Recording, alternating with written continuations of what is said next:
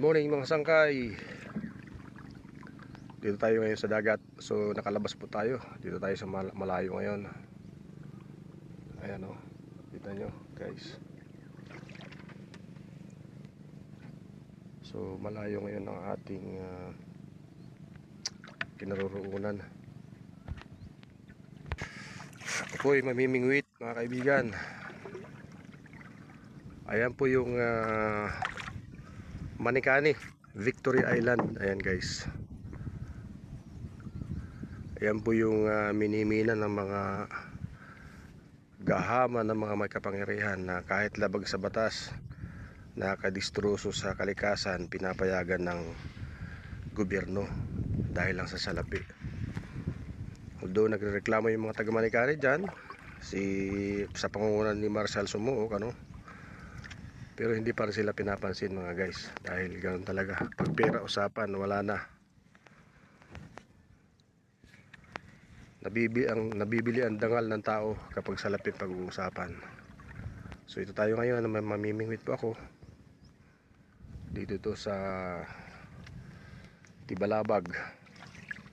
Lagpas na po ito doon sa isla na aking tinitirahan. Napakalayo na po ito. So tayo nagbabaka sakali, kahit pa paano makalibre man lang ng ulam, dahil sa sobrang dami ng mahal na ngayon na bilihin. Halos lahat na mahal ng bilihin. So medyo makulimlim pa rin ngayon guys, kasi natatabunan yung araw ng makapal na ulap. Ayan. So marami tayong nakikitang mga mandaragat. Ayan guys. So malayo pang ating pupuntahan, kaya relax lang kayo. Noong araw guys, itong area na to, ayun yung buhangin na yun. Dito kami naglalaro nung araw. Pagka malaki ang low tide, nawawalan to ng tubig. Hanggang doon nawawalan tubig guys. Tapos meron mga lubog na lugar dito. So naiiwanan siya ng tubig. At the same time may mga isda po na may mga isda na naiiwan. So hinuhuli namin. Habulan kami dito noon. Libasa mga bata, wala pang masyadong takot. Habulan kami dito. Ang luwang nito Ayan, pwede dito guys, dito pag tayo ng malaking bahay. Maraming bahay buhangin kasi ito para presko. Maganda ito gawing resort guys. Paliguan. Ang lapad nito. Ayan.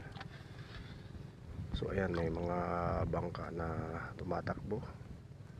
Tapos na yata sila mangisda. Ako guys, papunta pa lang. Medyo malayo pang ating tatakbuhin. So dito lang muna tayo sa mababaw. Maraming yaman dagat dati dito guys, kagaya ng mga sea cucumber, iba't ibang klase ng sea cucumber, mga saang, kung ano ng mga seashells na makukuha dito.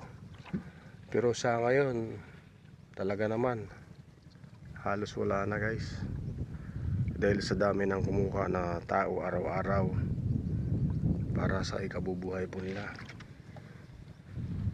Ayan, yung lugar na yan po yung Barangay Tubabaw, malapit na sa Giwan, Eastern Samar. Ang point naman yan guys, hindi nyo nakikita, yun po yung Humunhun. Halos hindi na makita, medyo maroon lang. Ito naman yung Manikani, yung Victory Island. Ayan, ito naman dyan yung Sanctuary. So maraming mga nakapreserve dyan ng mga laman dagat na pinagbabawalan na wag hulihin ng mga isda dyan. Yan naman yan yung katabi na medyo malayo. Zoom natin guys. Yan po ay barangay po yan, Barangay Cabalirian. So once na ako napunta dyan, umalit pa ako. Yan guys, yun po yung Barangay Cabalirian. Sako pa rin ng Giwan. Napakalayo po yan Ayan yung mga lugar na yan, layo yan. So ayan guys, balita ko kayo mamaya. Tayo muna ihahanap ng magandang pwesto. Ayan guys ang ating view. for watching. God bless.